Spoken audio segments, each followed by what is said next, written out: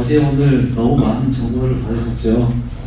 디지털 시대의 변화에 맞춘 이제 선교 교육에 관련해서 좀 나누겠는데요. 먼저 저를 이제 소개하면 한 7년 전인가 8년 전 사진이 있고요.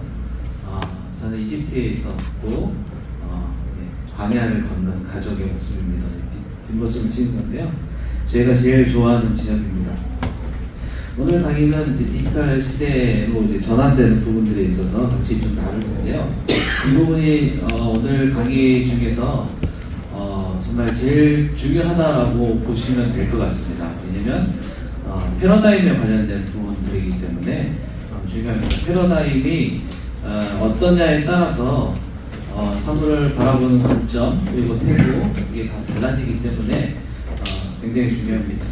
그래서 디지털 시대에서의 교육 환경 변화 그리고 선교 교육의 목적과 저희 선교단체의 훈련 예시를 들어서 좀 말씀을 드리도록 하겠습니다.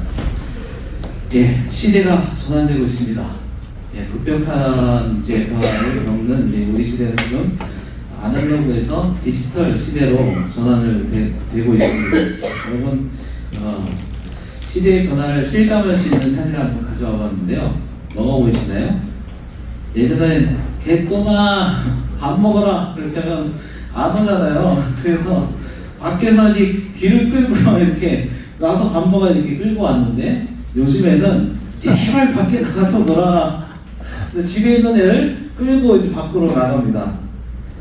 그리고 예전에는 이제 자기를 이제 튀어 보이려고 무늬가 화려한 이제 바지를 입었어요.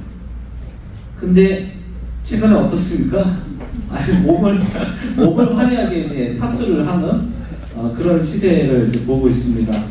그리고 또 이제 디지털 아날로그 기기는 이제 뚱뚱하고 이제 무거운데 사람은 되게 얇아요. 근데 이제 기기는 굉장히 발달돼서 얇지만 사람들은 너무 편리해서 반대로 되는 그런 부분들. 그리고 예전에 여기는 다 연을 한 번씩 다 날려보셨을 것 같은데요. 지금은 연이 아니라 드론을 이제 날리는 그런 시대로 전환이 되고 있습니다. 세상은 정말 빠르게 변하고 있고 그 변화를 이제 실감할 수 있는 그런 이제 사진이 아닌가 해서 좀 가져왔고요. 우리가 코로나 팬데믹을 어떻게 바라보고 해석할지 그래서 이제 패러다임 전환을 어떻게 할지가 굉장히 중요합니다. 노아의 홍수 이후에 전 세계인들이 동시에 공통된 경험을 한 것은 코로나 팬데믹이 처음이었습니다. 이 기간 동안에 전 세계인들이 디지털 기술을 통해서 온라인 세상을 경험하였습니다. 라이브 로깅, 비대면 회의와 주문, 메신저 등 가상 세계에서의 소통과 생활 방식들이 새로운 문화로 자리 잡기 시작했습니다. 여러분 하나님이 어떤 분이신가요? 하나님이 이 세상 만물을 창조하신 분이시죠. 그리고 다스리시는 분이십니다. 아멘? 정말 그렇게 믿고 계신가요? 네, 제가 이 강의를 많이 하는데 평신도들보다 더 아멘 소리가 작은 것 같아요. 그러나 잘 믿고 계시라고 믿습니다. 제가 왜 이거를 강조하냐면 통치자의 관점에서 봤을 때 통치받는 백성들이 동일한 경험을 갖게 허락하시는 것은 통치하는 사람의 분명한 메시지가 있다는 것이죠. 하나님이 우리에게 코로나를 허락하신 것은 하나님이 이 세상에게 전달하시고자 하는 분명한 메시지가 있다고 저는 생각합니다. 그렇다면 하나님께서 우리에게 전달하고자 하시는 메시지는 무엇일까요? 물론 하나님께서 이 팬데믹을 통해서 우리에게 수많은 메시지를 전달하시겠지만 그 중에 하나가 꼭 다음과 같은 메시지가 아닐까 저는 생각을 해보는데요. 이전 시대가 지나가고 이제 새로운 시대가 도래한다, 전환된다. 그리고 그 시대는 우리가 맞이하게 된 디지털 시대라는 것을 우리에게 알려주시고자 하신 것은 아닐까. 그리고 그 디지털 시대는 모든 사람들이 인터넷으로 연결되어 있어서 모든 사람들에게 복음을 쉽게 전달할 수 있는 그리고 그 전도의 문이 활짝 열린 그 시대가 오니 너희들은 준비해라 라고 말씀하고 계신 건 아닐까, 저는 그렇게 생각을 해봅니다. 시대가 변한다는 것은 그 기간을 구분짓는 표준이 달라진다는 것을 의미합니다. 우리가 알고 있던 상식이 통하지 않는다는 뜻이긴 하죠. 그래서 이러한 시기를 격동의 시기라고 합니다. 그리고 이러한 변화를 세상에서는 혁명이라는 두 단어로 정의를 합니다. 역사 속에서 제국들의 흥망성쇠, 자유주의, 사회주의 및 민주주의 혁명 등 여러 혁명들이 있었습니다. 근데 들어서면서 우리는 산업에서도 혁명이 일어나는 것들을 우리가 듣고 그리고 공부해서 알고 있습니다. 이 산업혁명은 단순히 그 시대의 산업의 변화만을 초래하지 않고요, 산업은 그 시대의 사회구조 그리고 문화와 관련이 있기 때문에 기술의 혁명은 그 시대의 사회구조를 변화시키고 새로운 문화가 정착할 수 있도록 만든 원인이기도 했습니다. 그래서 제가 1차부터 4차 산업혁명, 각각 산업혁명의 사회구조, 문화, 소통 방식에 어떤 변화를 가져오게 되었는지 챗GPT에게 물어봤습니다. 혹시 이거 물어보신 적 있으신가요? 쓸지도 모릅니다. 네, 이제 쓸 수 있을 겁니다. 네, 그랬더니 정리를 이렇게 잘해줬어요. 1차 산업혁명의 사회구조의 변화. 이거 제가 카피 앤 페이스트 그대로 해갖고 온 거예요. 챗GPT가 이렇게 다 정리를 했어요. 1번, 2번, 3번 이렇게 해가지고. 그리고 2차 산업혁명, 3차 산업혁명, 4차 산업혁명. 근데 이거를 한눈으로 비교해보고 싶어요. 그래서 표로 만들어 달라고 했더니 이렇게 바로 이제 표로 만들어졌습니다. 이거 대회측이 다 있으니까 사진 안 찍으셔도 돼요. 사진 찍는 것보다 대회측에서 받는 게 훨씬 더 좋을 겁니다. 이렇게 금방 표로 만들어 주어서 너무 신기해서 그러면 이러한 각각 산업혁명의 특징을 가지고 그림을 그려달라고 했더니 1차 산업혁명의 특징을 잘 그려줬습니다. 사람들이 대도시로 공장으로 이제 모여드는 그런 장면을 이제 특징으로 이제 그려줬고요. 2차 산업혁명은 전화기가 발달되고 자동차가 발달되고 그리고 대량 생산 컨베이 벨트가 발달되는 것들을 이제 특징으로 그려졌습니다. 그리고 3차 산업혁명은 정보화 시대잖아요. 그래서 비행기가 발달되고 서로 인터넷으로 지구촌화되는 모습들을 특징적으로 잘 그려줬습니다. 그리고 4차 산업혁명은 우리가 잘 알듯이 인공지능이 핵심이 되어서 인공지능을 통해서 모든 것이 연결되고 통제되는 그런 모습들을 잘 특성을 살려서 그려줬습니다. 이 그림은 인공지능 달리 3.0으로 그린 것입니다. 이런 특징들 정말 중요하고 또 여러분들이 잘 아는 이제 산업혁명의 특징이라고 생각합니다. 그러나 산업혁명에서 정말 중요한 특징들이 있는데요. 우리가 그 특징들을 좀 주목하고 생각해 보아야 됩니다. 첫 번째로 이제 산업혁명의 주기가 점점 빨라지고 있다는 것입니다. 1차 산업혁명에서 2차 산업혁명까지 일어날 때 한 세기에서 한 세기 반이 걸렸습니다. 2차에서 3차가 일어날 때는 한 세기가 좀 안 걸렸습니다. 그리고 3차에서 4차 산업혁명이 일어나기까지는 반세기가 채 되지 않아서 4차 산업혁명을 이해하기 시작했습니다. 이는 우리 사회가 정말 눈 돌아갈 정도로 빠르게 변하고 있다는 것입니다. 그러니까 새로운 것을 배워서 익히기도 전에 또 다른 새로운 것들이 나오는 세상이 되었다는 것이죠. 그리고 두 번째로는 이게 더 중요한데요. 산업혁명이 거듭되면서 그 영향력의 범위가 점점 더 증가되고 확대되고 있다는 것입니다. 산업혁명의 기술이 그 업종에 종사하는 사람들, 야 정말 혁명적인 일이 일어났어 라고 그 기술, 그 업종에 종사하는 사람들은 알 수 있잖아요. 그러나 갈수록 그 업종에 종사하는 사람뿐만 아니라 전 세계인들 대상으로, 일반인들 대상으로 그 영향력의 범위가 확대되고 있다는 것이죠. 이러한 이제 영향력의 범위가 확대된다는 그 의미는 우리 사회 구조가 그만큼 빠르게, 그리고 우리가 자고 일어나면 또 다른 세상이 되었다는 그런 이제 말을 할 정도로 많이 변한다는 그런 의미입니다.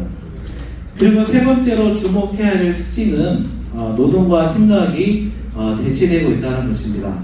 인문학적인 관점으로 볼 때 1차 산업혁명과 2차 산업혁명은 개인의 생각과 그리고 인류의 생각을 개인의 노동과 인류의 노동을 이제 기가 대신했다고 하면 3, 4차 산업혁명은 개인과 인류의 생각을 컴퓨터와 인공지능이 대체하고 있다는 것을 볼 수 있습니다. 산업혁명의 이러한 특징은 우리를 굉장히 좀 혼란스러운 그런 세상으로 이끌어 가고 있는데요. 미래학자인 엘빈 토플러는 그의 책 미래의 충격에서 한 분야의 기술과학 발전이 자기의 보강적 성격으로 다른 분야의 발전도 촉진시키고 이런 현상이 가속화되면 심리적인 오염을 초래하게 된다라고 이야기하고 있습니다. 이게 무슨 말이냐면요.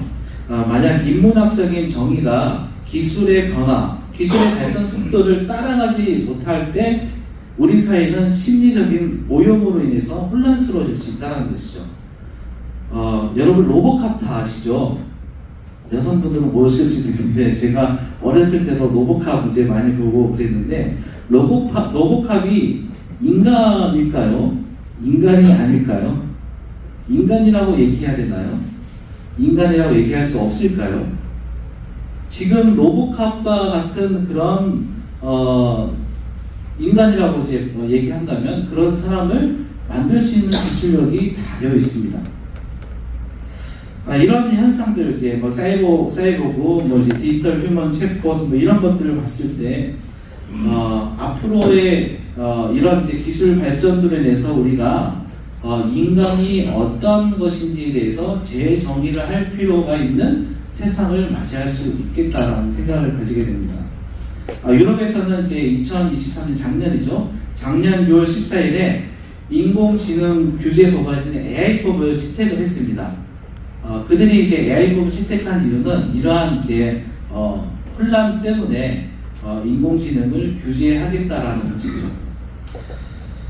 이렇게 세상은 여러 측면에서 디지털 시대를 바꾸게 해석해 나가고 있습니다. 그럼 우리도 그래야 합니다. 그리고 우리는 더 나아가서 우리의 최대의 관심사인 성교에 대해서도 생각해 보아야 합니다. 산업혁명은 성교에도 많은 영향을 주었고 여러 측면의 변화를 촉진시켰습니다. 물론 교육 환경의 변화에도 많은 영향을 끼쳤습니다. 하지만 여전히 우리가 여전히 이제 몇 가지 이제 이런 이제 기술에 대해서 디지털에 대해서 가지고 있는 오해가 있습니다. 바로 온라인과 오프라인 이것을 반대의 개념으로 보고 있다는 것이죠. 여러분은 어떻게 생각하시나요? 저는 온라인 오프라인 반대라고 생각하지 않는다고 저는 이제 생각하고 철떡까지 믿고 있었는데 나도 모르게 이제 반대 아니야? 그렇게 이제 행동하는 그런 모습들을 좀 보게 되는데요. 이게 이제 문자적으로는 이제 반대이지만 우리 실생활을 잘 살펴보면 절대로 반대의 개념이 아닙니다. 오히려 이 온라인 오프라인은 유기적이고 상호 보완적인 서로 밀접한 관계가 있는 개념입니다. 잘 보면 우리가 오프라인에서 잘 못하거나 그리고 하기 어려운 부분들을 우리는 온라인에서 합니다. 코로나를 예를 들면 만날 수 없는 사람들을 보고 싶을 때 어떻게 하셨나요? 화상통화 하셨죠. 그리고 줌으로 서로 회의도 하셨고 오프라인으로 할 수 없는 그런 상황이었어요. 그런데 온라인으로 가능이 됐습니다. 그렇게 봤을 때 이 오프라인에서 불가능한 것들을 대부분 메타버스나 거울세계, 증강현실 등을 통해서 온라인형에서 실현 가능한 것들을 봤을 때 우리 오프라인의 그 삶의 영역이 온라인으로 더 확장됐다라는 그런 개념으로 온오프라인을 바라보지 않으면 굉장히 앞으로 이제 적응하기 힘든 그런 시대가 됩니다. 왜냐하면 반대니까 온라인 오프라인 그 반대니까 이건 잘못된가 이거는 잘된가 이렇게 구분할 수 있기 때문에 주의를 기울여야 됩니다. 그래서 이제 온라인과 오프라인 영역은 서로 상호 보완적이고 유기적입니다. 이 부분은 우리가 잘 정리하지 않으면 앞으로 계속 바뀌는 그 세상이 더 혼란스러워질 겁니다. 그리고 두 번째, 또 한 가지 디지털의 시대에 대한 오해는 기술은 단순한 도구일 뿐이다라는 그런 이제 개념입니다. 예전에는 맞았습니다. 예전에는 단순한 도구일 뿐이었는데 지금은 시대가 바뀌었습니다. 기술은 도구에서 도구로 진화하고 있습니다. 여러분 이제 못을 박을 때 뭘 쓰시나요? 소고요. 망치. 예. 연장. 예. 망치 연장 없이 할 수 있나요? 할 수 있죠. 돌로도 박을 수 있고 딱딱한 거. 그러니까 이 방법 뭐냐면 그냥 연장은 수단이나 방법이에요. 여러 가지 방법 중에 하나를 선택해서 할 수 있습니다. 불편할 뿐이지 할 수는 있습니다. 그러나 이제 한자가 좀 다르긴 한데요. 이 도구가 계속 진화해서 사회적인 규칙이나 사회적인 법칙으로 자리 잡고 있습니다. 예를 들어서 이제 코로나 기간 때 제가 해외에서 한국으로 들어갈 때 핸드폰이 있어야 돼요. 핸드폰에 자가격리 앱을 설치를 해야 됩니다. 그렇지 않으면 들어오기 어렵거나 들어오지 못하는 그런 경우가 생기게 되는 것이죠. 이 디지털 도구가 사회적인 규칙 또 사회에서 제약하는 그런 규약이 되어버려서 이게 없으면은 소통이 안 되는 겁니다. 중동에서는 소통하려면 카카오톡을 설치하면 안 돼요. 아무도 카카오톡을 안 쓰거든요. 거기서는 왓츠앱을 씁니다. 어떻게 보면 그 왓츠앱은 그곳에서 소통하기 위한 디지털 규약인 거죠. 그러니까 누가 이것이 규약이다, 이것이 법이다라고 얘기는 하지 않았지만 사회적으로 통용되는 그런 규약이 되어버려 가는 것이죠. 한국에서는 카톡이 그런 것입니다. 그러니까 갈수록 디지털 세계로 갈수록 이런 것들은 자연스러운 형상으로 우리 사회 안에서 우리가 거부할 수 없는 그런 규약으로 디지털 도구가 진화하고 있다는 것입니다. 여러분 스마트폰은 어느새 우리의 일상에 이렇게 다가왔죠. 스마트폰 없이 살아보셨습니까? 살 수 있다고 생각하시나요? 살 수 있죠. 그런데 중독 다음에 제가 이런 얘기를 해도 좀 그렇긴 한데 아이들에게 그렇게 살아보라 하면은 아이들이 과연 그렇게 살 수 있을까 한번 좀 생각을 해봅니다. 디지털 시대에서 이제 그런 이유 때문에 교육 환경도 많이 변화되었습니다. 디지털 시대에서 이런 이슈들이 있습니다. 인공지능, 메타버스, 클라우드 컴퓨팅, 4차 산업혁명, 4차 산업혁명이 모든 게 다 들어가긴 하지만요. 그리고 AI, 인공지능, 디지털 교과서, 이런 것들. 이러한 이제 이슈들은 그냥 이슈로 그치는 것이 아니라 교육 환경, 우리 실생활에 그대로 영향력을 끼치고 있다는 것이 가장 큰 문제입니다. 저희 두 아들에게 물어봤습니다. 제가 두 아들이 있는데요. 와이파이 없이 살 수 있을까? 아이들이 뭐라고 얘기할게요? 아이들이 뭐라고 얘기했을까요? 모르겠습니다. No. 예. No라고 얘기했으면 제가 별로 놀라지 않았을 텐데요. 한 번도 생각해 본 적이 없답니다. 아니, 와이파이 이제 없는 삶이 힘들 것 같아요. 지옥이에요. 그런 대답이 아니라 한 번도 생각해 본 적이 없다는 거예요. 우리가 공기가 없이 어떻게 살까 한 번도 생각하지 않는 것처럼 이 아이들은 한 번도 와이파이 없는 세상을 생각해 보지 않는, 그만큼 아이들에게는 절대적인 것이고 이미 삶의 일부가 되었다는 것이죠. 의사소통이 중심이 된 모바일폰, 이제는 이것 없이는 소통이 불가능합니다. 아이들은 이게 이제 좋은 현상은 아니지만 한국에서는 집안에 있으면서도 서로 카톡으로 대화를 해. 이게 더 편한 거죠. 얘를 그만큼 이제 우리 삶의 중심이 되고 의사소통의 중심이 되고 핸드폰, 스마트폰으로 거의 모든 것을 할 수 있는 거죠. 여러분들도 여기서 이제는 아무도 스마트폰 가지고 전화를 걸고 받는 것만 사용하시는 분은 아무도 없을 것 같아요. 그렇죠? 문자를 보내기도 하고 결제를 하고 뭐 여러 가지 소통의 방법으로 스마트폰을 사용하고 계실 겁니다.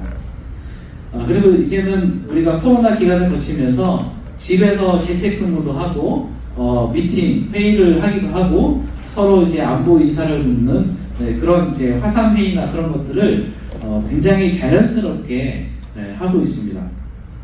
이거는 이제 시간과 공간의 장벽을 뛰어넘는 그런 이제 현상인 것이죠.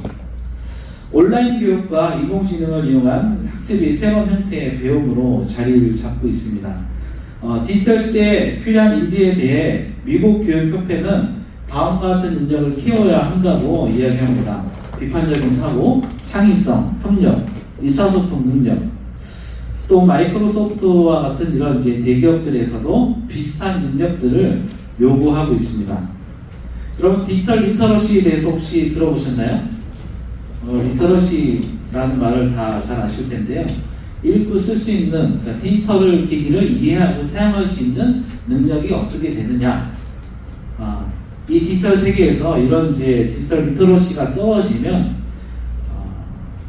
살아가는 것이 만만치 않습니다. 열심히 배워야 잘 배우면 그것을 사용하기 때문에 삶의 이제 날개를 가는 듯한 그런 이제 경험을 하게 됩니다.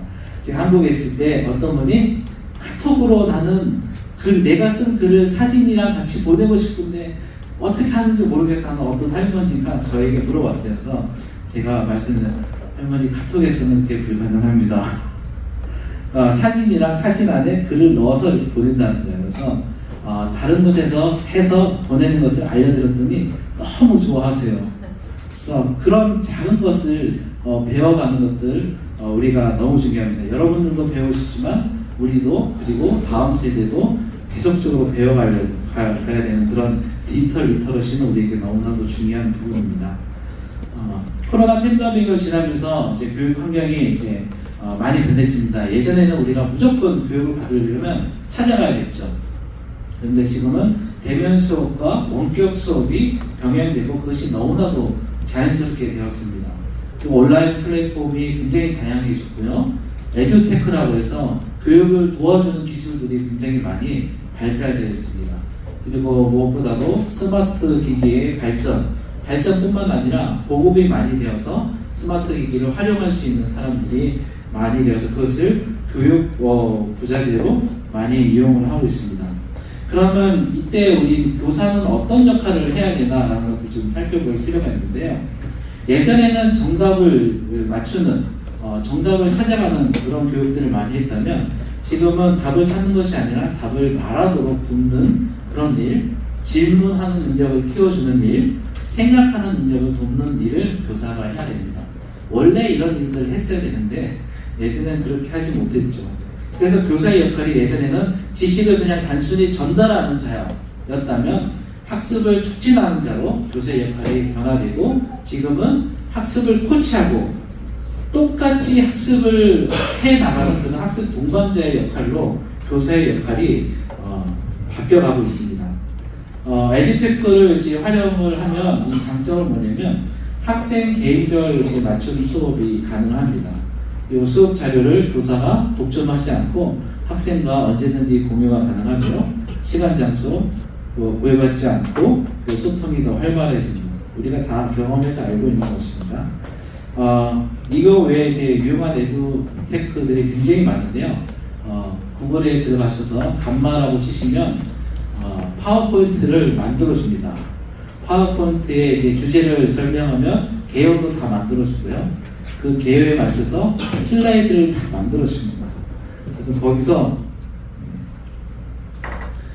자기가 하고 싶은 것들 다 이제 하시면 되고요. 그리고 글 쓰는 능력을 키워주는 그런 이제 AI가 있는데요.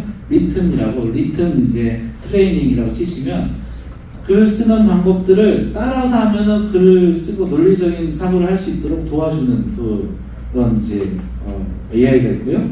그리고 뻔한 퀴즈라고 치시면 교육을 사용할 수 있는 다양한 이제 교육 이제 부자재들을 이렇게 만들 수 있는 뭐 퀴즈도 만들고 굉장히 이제 많은 것들을 할 수 있습니다. 여러분 성교 교육이라고 하면 성교 교육, 선교 훈련의 목적은 무엇일까요? 뭐라고 생각하시나요? 성교 훈련의 목적은? 선교사 파송 이렇게 생각하시죠. 저같이 이제 선교단체 대표는 이제 선교를 통해서 이제 선교사를 어디로 보내야 되는데 여기에 초점이 많이 맞춰져 있는데 이거는 제가 볼 때는 선교단체의 관점이고 하나님의 관점은 뭘까요? 하나님의 관점. 하나님은 모든 사람들이 선교하기를 원하실까요? 그렇지 않기를 원하실까요?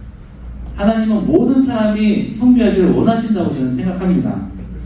그렇다면 선교 교육은 목적은 선교하는 사람으로 선교에 동참하도록 만드는 것이 최우선 목적이 되어야 됩니다. 선교사 파송은 그 이후의 문제가 되겠죠. 이제 이 그림은 이제 학습 효과 피라미드라고 하는데요. 다양한 방법으로 공부한 다음에 24시간 후에 남아있는 비율을 피라미드로 나타낸 것입니다. 이 피라미드를 보면 강의 전달 설명은 5%라고 되어 있는데 어저께 들은 강의 얼마만큼 알고 계세요? 기억이 남으시는가요? 별로 남은 게 없을 거라는 생각이 드는데요. 이게 이제 크게 이제 보면 위에 부분은 주입식 교육, 밑에 부분은 이제 참여 수업 이런 형태로 이제 되어 있는데요. 그러면 이제 크게 이게 두 개로 나눴을 때 어떤 교육이 선교에 적합할까요?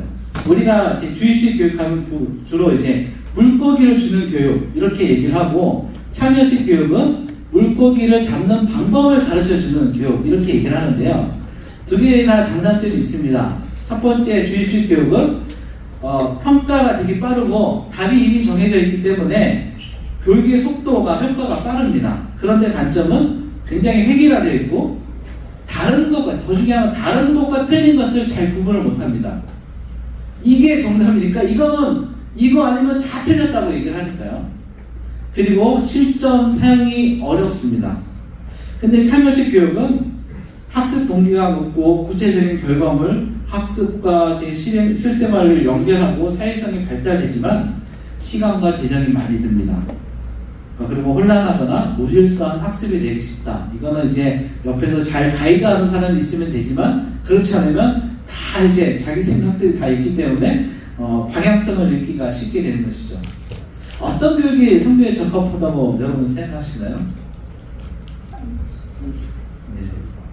저는 정답을 말하진 않겠지만 저희 선교단체의 그런 그 스쿨을 소개해 주면서 여러분들 한번 생각해 보시면 좋을 것 같습니다.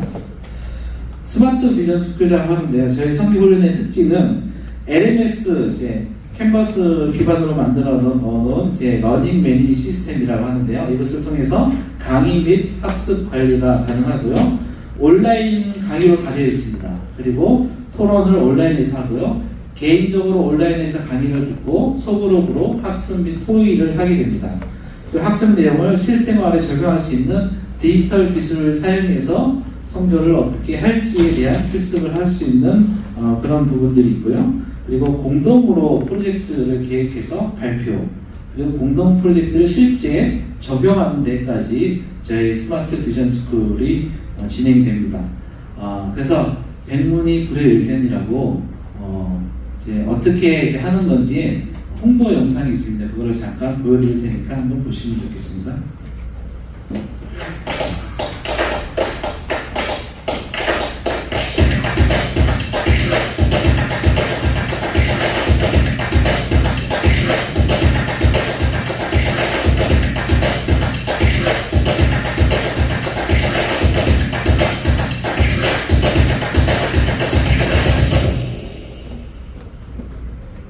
자, 여러분은 선교하면 뭐가 떠오르시나요? 네, 그렇죠. 주님의 복음을 들고 먼 곳으로 직접 나가서 세계 각국을 누비는 선교사님들이 떠오르실 겁니다. 그런데요, 이제는 하나님께서 새로운 선교의 문을 열고 계시다는 사실, 더 빠른 시간에 더 많은 세계인과 만나 복음을 전할 수 있는 방법이 있다면 믿으시겠습니까? 이것이 FMNC에서 하고 있는 스마트 선교 운동입니다. 더구나 코로나19로 인해서 온라인 사역의 기회가 새롭게 열린 지금 IT 선교는 더 중요해지고 있습니다. FMNC의 스마트 비전 스쿨 SBS는 이름 그대로 아날로그와 디지털을 모두 아우르는 말 그대로 스마트하게 선교할 수 있는 지금 이 시대에 최적화된 선교 훈련이라고 할 수 있겠죠? 스마트 비전 스쿨 SBS의 목적은 뭘까요? 그렇습니다. 스마트 선교 운동을 일으키는 거죠. 그래서 스마트 선교사를 양성해 선교적 디지털 전환을 하는 것입니다. 생각해보세요. 예전에는 오랜 시간 비행기를 타고 가서 현지인들을 만나 직접 선교를 해야 했지만 이제는 자신의 사무실이나 안방에서도 외국인들과 자연스럽게 만나 친구가 되고 복음을 전할 수 있는 것이죠. 이 모든 방법을 바로 스마트 비전 스쿨에서 알려준다는 사실. 그렇다고 해서 우리는 영성을 소홀히 하지 않습니다. PRS, 즉 디지털 성경 통독 프로그램을 통한 공동체 성경 읽기를 하며 영성 훈련을 기본으로 합니다. 물론 기도 훈련도 기본이죠. 자, 영성 훈련이 준비되어졌다면 SBS 스마트 캠프가 시작됩니다. 스마트 선교와 이주민 선교를 융합한 1박 2일 캠프를 통해 실질적인 융합적 선교를 맛볼 수 있습니다. 다음으로 진행되는 SBS 프로젝트는 스마트 IT 선교의 창의성과 도전성을 시도해보는 아주 재미있고 효과적인 프로그램입니다. 자, 마지막으로 SBS 스마트 아웃리치는 랜선으로 경험하는 스마트 선교 해외 아웃리치 프로그램입니다. 현장 선교사님과 팀원이 기획하여 온라인으로 현지의 영혼들을 만나는 아웃리치 사역하기, 수천 킬로 떨어진 외국인과 친구가 되고 복음을 전할 수 있는 환상적인 프로그램인 것이죠. 이론교육 4주, 프로젝트를 실습할 수 있는 실습교육 5주까지 마치면 SBS를 수료하실 수 있고요. 그 다음 진행되는 랜선 아웃리치 5주까지 참여하면 SBS를 졸업하실 수 있습니다. 영성을 쌓고 선교를 이해하며 틀통한 도전, 랜선 아웃리치로 스마트 선교를 시작하는 스마트 비전 스쿨, 아날로그와 디지털을 아우르는 선교의 디지털 트랜스포메이션. 생각만 해도 가슴이 뛰지 않나요? 여러분은 과연 어떤 선교를 꿈꾸고 계시나요? 이제 세상의 변화만큼이나 선교의 패러다임도 급속도로 바뀌고 있는 지금 스마트 비전 스쿨은 여러분의 마음속에 있는 영혼을 향한 열정을 무한히 펼치게 만들어줄 기회를 제공해 드릴 것입니다. 지금 시대 선교에 관심이 있나요? 그렇다면 FMNC의 스마트 비전 스쿨에 도전해보세요. 지금 선교는 스마트 비전 스쿨입니다. 바로 여기 sbs.fnnc.net 지금 바로 접속해서 등록하세요. 네, 지금 접속해서 등록했어요. 네, 설명을 다 했기 때문에 하나의 사례를 좀 이렇게 말씀드리면, 그 전에 이제 저희가 SBS 본 과정이 있는데 그거를 이제 너무 이제 시간이 없거나 또 이제 선교사님들은 대부분 이제 이론 과정이 실은 그렇게 많이 필요하지는 않습니다. 그래서 마이크로 클래스라고 강의를 10분으로씩 줄여서 한 이제 강의가 있고요. 대부분 맛보기 강의라고 할 수 있는데요. 물론 이제 SBS 이제 본 과정을 듣는 것이 가장 이제 좋습니다. 그리고 이제 강의를 듣다 보면 디지털 리터러시가 좀 이제 필요하시거나 이제 떨어져서 배우기 원하시는 분들은 뭐 코딩이나 유튜브, SNS, 페이스북, 어저께 얘기했던 이제 생성형 AI나 그런 부분들을 어떻게 선교적으로 사용할 수 있을지에 대한 부분들도 이제 저희가 교육을 하고 있습니다. 이 부분을 이렇게 좀 우리가 좀 나누었으면 좋겠는데요. 2년 전에 이제 KWMF 대회가 LA에서 이제 은혜 한인교회에서 있었습니다. 그때 제가 저희 단체 사역을 발표하고 내려왔는데 네팔의 어떤 선교사님이 달려왔어요. 달려와가지고 제가 찾던 겁니다 라고 이렇게 얘기를 하셨어요. 그분이 코로나를 이제 거치면서 고민했던 게 그거예요. 뭐냐면 그 전에 이제 자기 이제 네팔 이제 제자가 이제 식당을 이제 운영을 하고 있는데 이 식당 운영을 이제 단기팀이 주기적으로 와서 도와줬는데 코로나 때문에 이게 막힌 거잖아요. 막혀서 주기적으로 오지 못해서 어떻게 하면 좋을까라고 생각을 하다가 그런 생각이 들었던 거예요. 나 혼자서 선교하는 것이 아니지라는 생각을 하면서 어떻게 하면 나뿐만 아니라 우리 교회 청년들, 일반 성도들이 선교에 함께 할 수 있을까, 동참하게 할 수 있을까 라는 그런 생각을 하고 있는 차에 저희 랜선 아웃리치를 이제 들으면서, 그리고 스마트 비전 스쿨 얘기를 들으면서 이거다라고 얘기를 하시면서 본인도 이 성교 훈련을 들으시고 그 이제 청년들 자기 이제 매년마다 이제 오는 아웃리치 팀이 있어요. 그 팀을 같이 성교 훈련을 받게 하셨어요. 그러니까 같이 받았어요. 같이 받고 이 성교 훈련의 그 개념들을 알게 되면서 랜선 아웃리치를 이제 시작했는데요. 그 랜선 아웃리치를 이제 온라인으로 했습니다. 온라인 메타버스 공간에서 했는데요. 이게 이제 한국하고 네팔하고 시간 차이가 있어서 그 중간에 좋은 시간을 맞춰서 했는데요. 이때 뭐 찬양하고 기도하고 메시지를 전하고 그 요리 교육을 해주고 나눔하고 마무리하는 이거를 잽이라는 메타버스 공간이 있어요. 그 잽에서 만들어 놓고 꼭 게임하는 것 같거든요. 그래서 되게 좋아합니다. 그래서 이렇게 하면서 이거의 장점은 뭐냐면 이렇게 공간을 만들어 놓으면 언제든지 선교사님이 원하는 시간대에 이 교육들을 이 아웃리치를 진행할 수 있다는 거예요. 그리고 한국에 있는 현지 자매들도 물리적인 공간, 시간적인 그런 제약들을 벗어나서 동참할 수 있는 부분들. 그리고 뭐 이렇게 이제 온라인으로 이제 같이 모이다가 또 한번 오프라인으로 모이면 오히려 더 애틋하고 더 반갑고 그런 부분들을 지금 많이 얘기를 하면서 이거다라고 얘기를 하면서 이렇게 사역을 이제 이어가는 부분들을 보는데요. 그때 뭐 이거 만드는 그런 이제 사역을 하면서 현지인이 메뉴 개발하는데 도와주고 그러면서 현장에 있는 선교사님들이 선교 사역을 잘 해나갈 수 있도록 돕는 일들 이것들을 보면서 제가 그 선교사님들 이렇게 하는 거 보면서 우리가 선교사들뿐만 아니라 선교사님들을 지원하는 교회의 성도들이 직접 선교에 참여할 수 있도록 하면은 정말 좋겠다라는 그런 생각을 하면서 선교사님들이 꼭 이 강의를 들으시고 선교 훈련 이제 SBS를 듣기를 원하실 때 여러분들을 이제 서포트하는 그런 교회 성도들도 같이 들으면 훨씬 더 여러분들의 선교에 좋지 않을까라는 생각을 좀 하게 됩니다. 그리고 이제 스크래치를 활용한 부분들이 이거는 코딩 교육인데 주일학교에 되게 좋습니다. 그래서 성경의 이야기를 코딩으로 만들어서 표현을 하는 건데요. 성경을 알려주는데 아이들 스스로 자발적으로 성경의 이야기, 성경을 읽으면서 이것을 해 나가고 있거든요. 그래서 이제 컴퓨터 코딩을 한다. 이 아이들이 코딩을 한 거거든요. 이거 다윗과 골리앗 얘기예요. 그 블럭을 이렇게 갖다가 놓기만 하면 코딩이 되는 겁니다. 그래서 실행을 시키면 여기 보시면 실행하는 게 나옵니다. 화면 큰 걸로.